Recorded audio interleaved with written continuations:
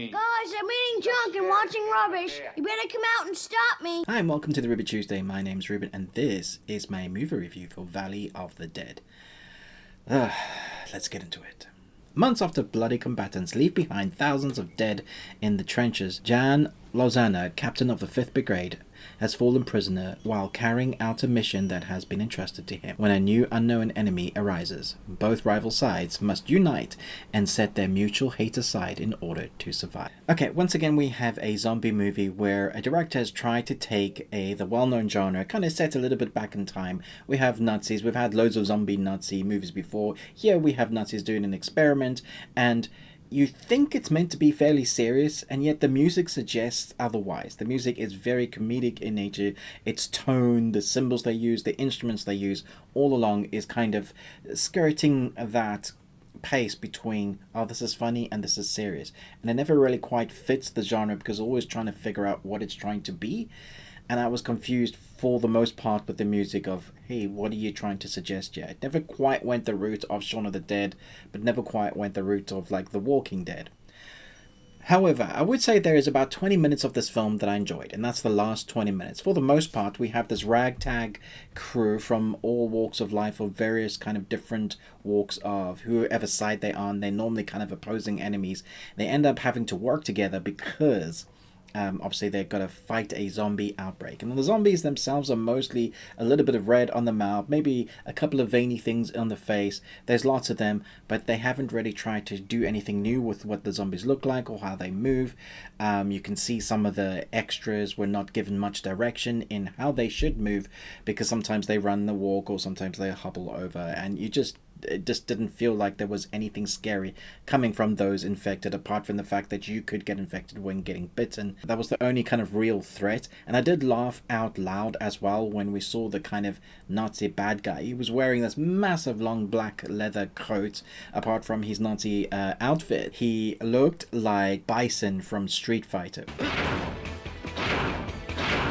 which is hilarious. Now, talking about a video game, this actually is also a video game. It has no mention that this film is adapted from the video game, but it has the same character name, this is the same story, and it very much is a video game in kind of film adaptation. If you've played any sort of Nazi games, those short kind of burst missions where there's one little mission you have to survive, do something in a certain location, like a train location or an old house, you got to board up the windows with kind of wood and outrun them and then escape. All of those situations is something that you find in here. Now, the only thing that's kind of keeping this film from being absolutely rubbish is that occasionally we get some interesting dialogue in the way that the team have a banter with each other, and it can be funny, but for the most part it's also dry. The comedy doesn't quite hit like you want it to. I would say definitely avoid the dubbing, because the dubbing is American accents and it doesn't fit at all. It makes the acting terribly hammy. Although the acting at times is hammy, it's like the best word I could come to describe it. Not quite acting, overacting, almost theatre, but not quite that either. It just didn't work right. I felt like the actors were decent, but they weren't getting the correct direction. I also felt like this film needed much more of a budget. Had they had those kind of prosthetics, it maybe might have looked better. The zombies themselves might have created a threat that you might be scared at any point. And so because there's no threat, there's very little atmosphere. And because there's very little atmosphere, what people are running away from on screen, you're just like kind of going, huh. So then the length of the film, which is an hour and I think 49 minutes, feels like it's definitely outstayed its welcome. And I do feel like in between the conversations and kind of pushing the story forward, we could have probably scrapped about 20 minutes. And you're like, Ruben, how do you know? What are you talking about? I've worked on films like this that needed budget. There's one particular shot where they're running across on grass and it looks like moonlight, but you can blatantly understand that it's not moonlight. It's like a floodlight. I've done that shot before. Acts as the moon, but it depends on the way you set it up, whether it looks like the moon or whether it looks like you're just adding fake moonlight to have them lit running across the field at night. And that is coming down to budget constraints. But I've seen other films, that indie budgets that work better than this, have an idea how to do lighting.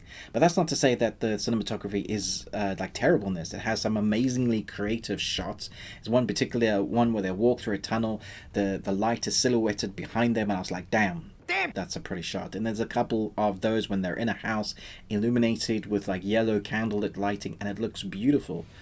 Now, if only the tension matched some of that kind of creativity, I think the film would have been interesting. It's a very kind of simplistic story, and you do have to put the logic away. But you are watching a zombie story, so that kind of goes hand in hand. There's stuff that our characters do and survive that you're thinking that would never have happened in real life. But the thing is, this isn't real life. This is a zombie story. There are some zombie stories that take the tack of, we're going to make this really logical, and you're going to have to believe it every step of the way. That's not this film. This is kind of a tongue-in-cheek Zombie X story, has that feel to it with the cosmetics and the cars, the situations that they find themselves in. They never quite reach that level. It's not the worst zombie film I've ever seen, but it's not so bad that it's good either, and it's not good, so it kind of sits in that middle, just below that middle in fact. So it's kind of bad, but it's not bad good in the middle. I'm trying to find like that balance in between. And for some reason, they also went overboard with the pink mist. Every time there was a gunshot to the head or the body, there's this pink mist flying about. It was like chalk was added into air. I feel like it's probably an effect that they've added on, rather than the cost of squibs exploding and designing them to specifically spray a fine mist. Now, you would probably get some of that, but most films don't have as much as this year's, and at times it just was like a pink mist. Pink mist. And I just didn't buy it. It just felt like they were adding effects or colors, and I was just like, that was way too much. That's overkill. I would have really liked them to have done something with the zombies, being creative, do a different type of zombie kill, do different types of zombies, because if you're kind of mimicking game, there are different types of zombies. There needed to be an outcome that I was rooting for, and I wasn't really caring about any of the characters. I think there were 2 characters, and they weren't concentrated on. The massive flaw of this is they don't really give us any backstory for the characters. A little bit. Had we had a little bit more, they spent some of their time, rather than doing like exposition of what's happening in the world with war, and giving us some backstory of the characters, that we might care enough. They would have to put it in a way that they would be showing, not telling, because if you're using flashbacks, that again kind of detracts from the story. It's really a fine balance, making a good, decent zombie film, that one that people are going to care about. And I know that the creators of this film probably, did the best they could, but I've got to be honest with my feelings and my thoughts. I'm going to go 2.75 Nicolas Cages out of 5. I won't watch this film again. I had hopes for it. I was kept willing it to be better than it was. The last 20 minutes are actually kind of fun.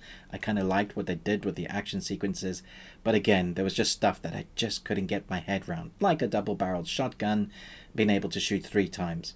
Shoot once, shoot twice, shoot a third time. You have to get kind of basic things like this, especially when he's showing us the double barrel. That means you've got to load again, and it's just a little thing like that people will catch and go, what? How did that? Okay, never mind. Not a big thing, but when you add it all up, it does kind of weigh the film down a bit. Let me know your thoughts. Will you give this a go? Have you seen it? Thanks so much for watching this. Don't forget to like and subscribe. We have loads of content coming out every week from anime, animation, world cinema, and occasional other kind of tidbits that we really like. Patreon and podcast. Also, don't forget to have a look at another 2 zombie reviews, one here and one here.